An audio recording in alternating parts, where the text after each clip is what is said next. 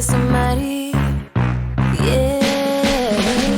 Body all the time, never takes a break, he's always right. Working all day and every night. Money all the time, he never shifts at all, he stays the same. It'll never ever change. Money all the time, he's always on his throne, is where he rules. Welcome to our new episode of GVGL Brand Talks.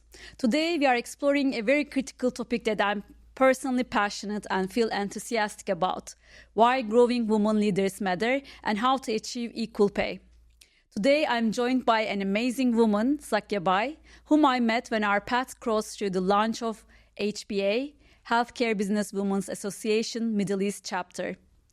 Zakia is the Vice President of Clinical Medical Regulatory Department of Novo Nordisk, covering Asia Pacific region. Before that, she was with Sanofi in France, US, and UAE offices, carrying out various regional and global leadership roles. We share the same passion of growing women leaders, and Zakia led the launch of HBA in the Middle East, and she's bringing successfully top executives in healthcare industry together. Zakia, welcome. And such a nice coincidence to wear the same color without even, talking about it. Thank you very much, Ebru. Always a pleasure to meet you. And again, yes, those are the good vibes that we are sharing also from the colors. Exactly. So what are we talking about today? Investing in women leaders isn't just about equity. It's profitable. According to McKinsey's study, Diversity Wins How Inclusion Matters, companies with diverse leadership teams are significantly more likely to outperform their peers financially. The link between gender diversity and profitability is clear. Businesses that prioritize growing women leaders are building a foundation for long-term success, innovation, and competitive advantage. Around the world, companies are taking action to foster gender diversity and equal pay. For example, 3M has made significant strides towards gender pay equity by achieving 100% pay parity between men and women. Beyond pay equity, 3M aims to boost female representation in leadership positions by 2025, demonstrating their long-term commitment to change. In the Middle East, Bayer is leading by example with a campaign focused on empowering women in leadership through personal branding, workshops, and storytelling. This initiative is helping to build a more inclusive culture while strengthening their employee branding. Similarly, Deloitte has been a strong advocate for gender equity through programs such as Women at Work and the Deloitte Women's Leadership Program, ensuring women are supported and developed into senior leadership roles. In this episode, we'll explore why developing women leaders is essential for business success and how organizations can support women leadership platforms like IWBD, International Women Board of Directors, and HBA can be great examples for implementing strategies to elevate women, make DEI, diversity, inclusion, and equity part of their DNA, and achieve equal pay. After discussing these topics, we will then play a game with our positivity cards. It will be great fun. Then I will ask more personal human questions to get to know my guests better. So let's start. Welcome again. It's lovely to have you here. Thank you very much, Ebru. Always a pleasure. And it was super heartwarming to hear all those facts about how we are growing the women and we are putting the focus to elevate them in leadership positions. Thank you for sharing. My pleasure. And you are also by yourself a great example for other women leaders. So it's my honor to have you here today. So shall we start with our business questions? Why is it important for companies to focus on growing women leaders? And what impact does it have on business success?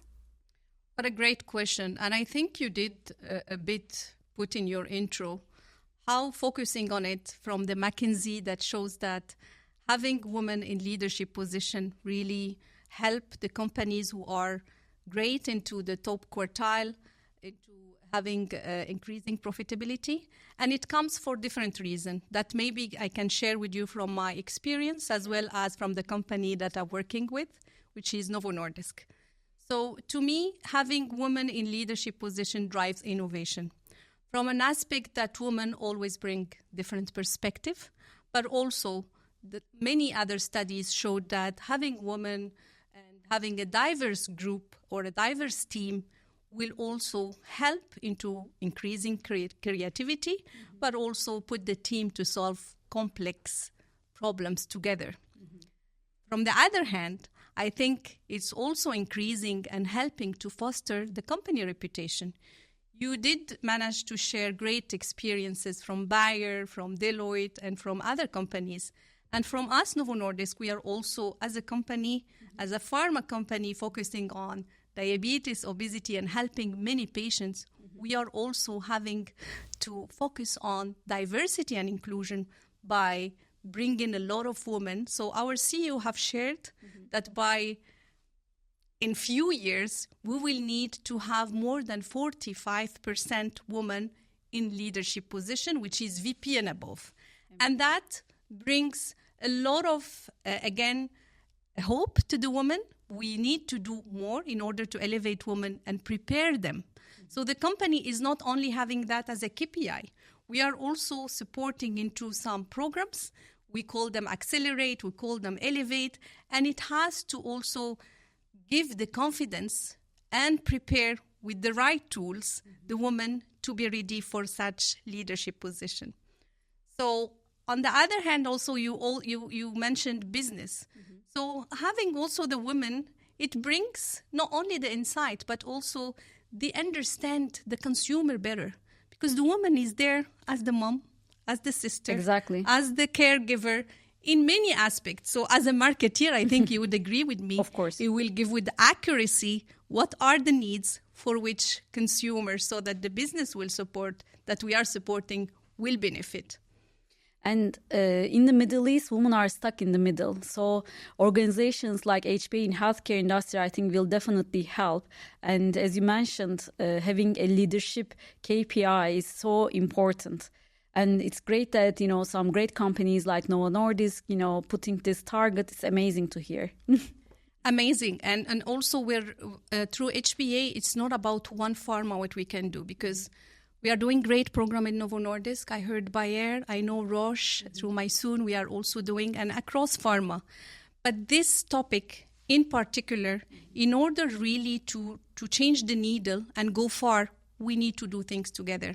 And this is where Healthcare Businesswomen Association that is gathering all pharma industry together, and where we are taking better practices, we are putting our effort together, and also your organization is also what we need, so that it's not only one initiative that can solve it on. It can be the best one. Absolutely. But if we don't help and support each other through mentoring, through putting also the network, some of the women, they only need to meet the right person in the right time. Absolutely. To get the advice, to get that tap on the shoulder, you can do it, right? And our platforms helps to do that. So bring the key players together. Absolutely. I can tell you that through HPA also, it helped to give us the outlook of who are those talents. Exactly. I managed to hire and attract already 2 people from the Amazing. HPA, and to also expose them to other pharma industry that they are also recruiting. So I think it's a platform to share talents. It's a platform to expose those women leaders and to open doors for them. I think a healthcare industry is leading the way, because when I joined your lounge, I saw that the interest, the leadership support was amazing. And this topic is beyond competition. It was amazing to see all the pharma leaders, CEOs were in the room, and they show up themselves to be, we are here to support. This was amazing. And through you, I met Patrick. He was my guest as well. And we are also continuing the conversation with him. So it was an amazing platform. So well done on that.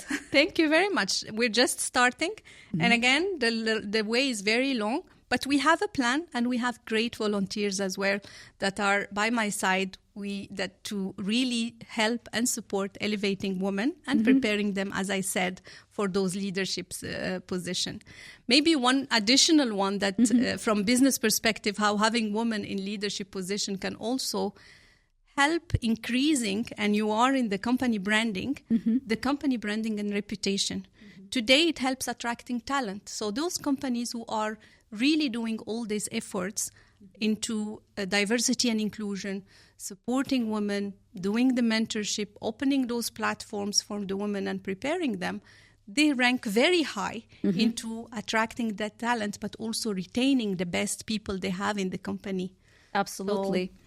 So how do you think organizations can implement those policies and practices that ensure equal pay for all employees? I think it all started by, first of all, agreeing that we do have a problem there. Absolutely.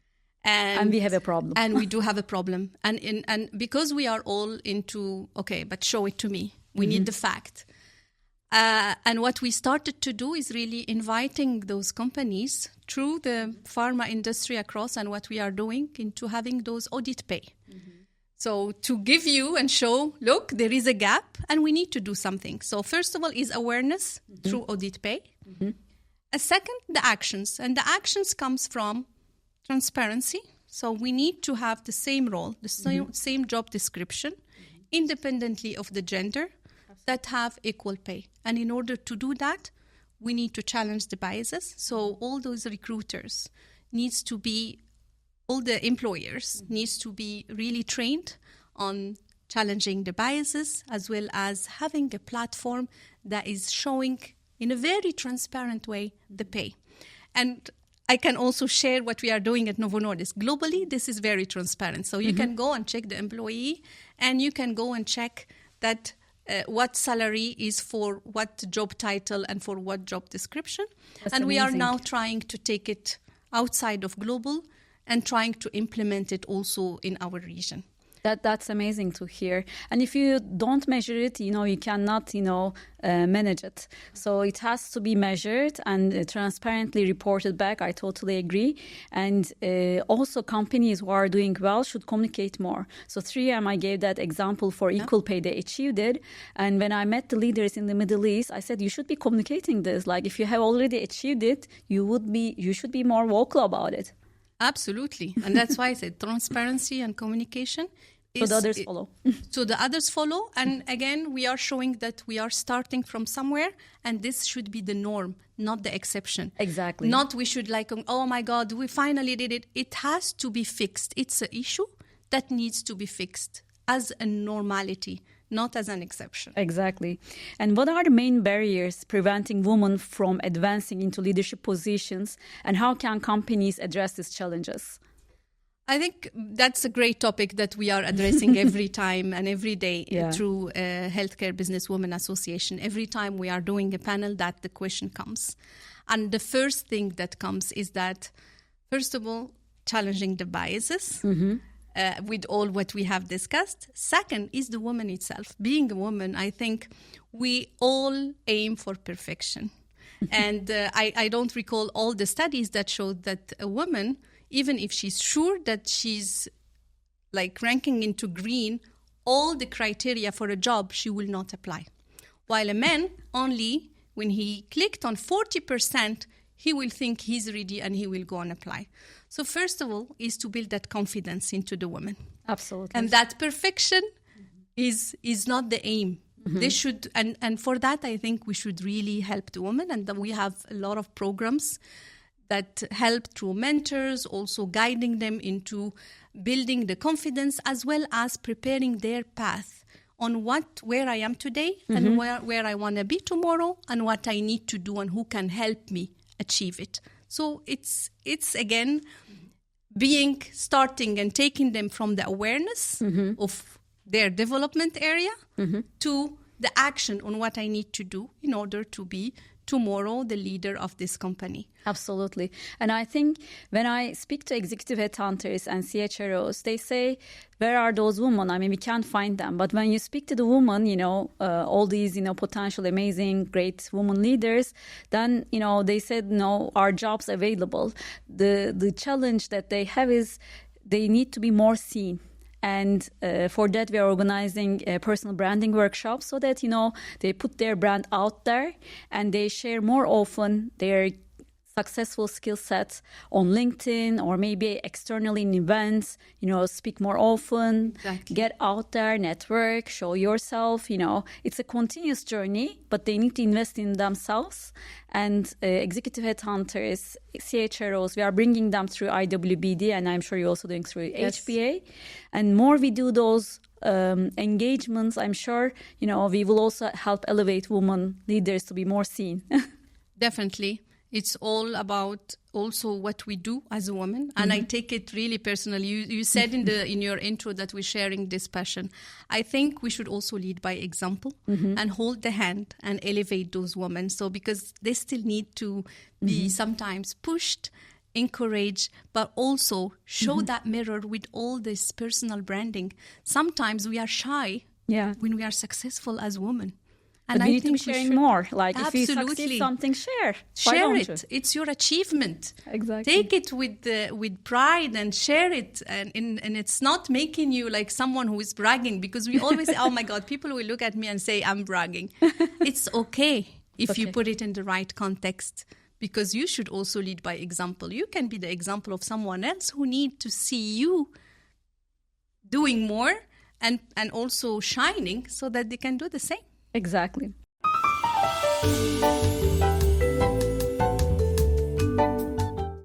Game time. Oh, so great. Shall we play our positivity game? Let's do that. So please pick one of these cards and share what you think about it. Maybe there's a story behind your thoughts. I'll give it to you, or I should read it? You should read it. Be sure to take enough vitamin E.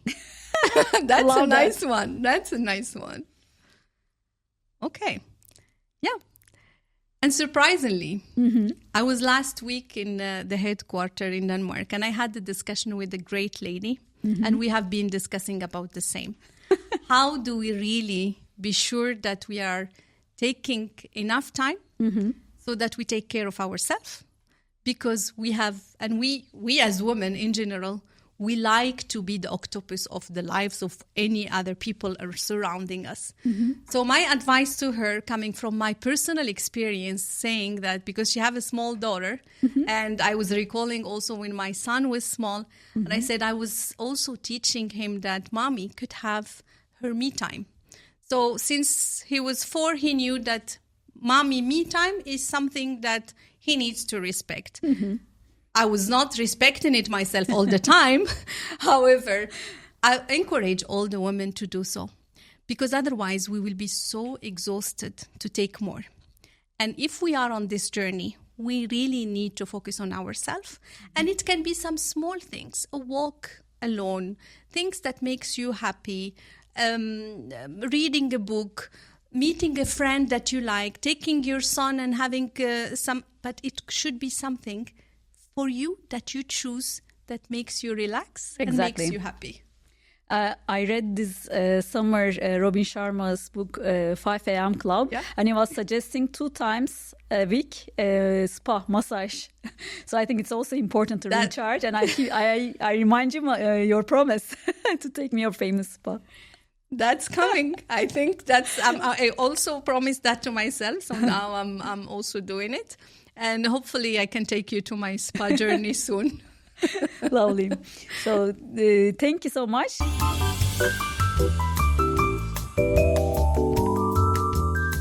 Now it's the human side of the questions. Let's go to our next chapter. Super.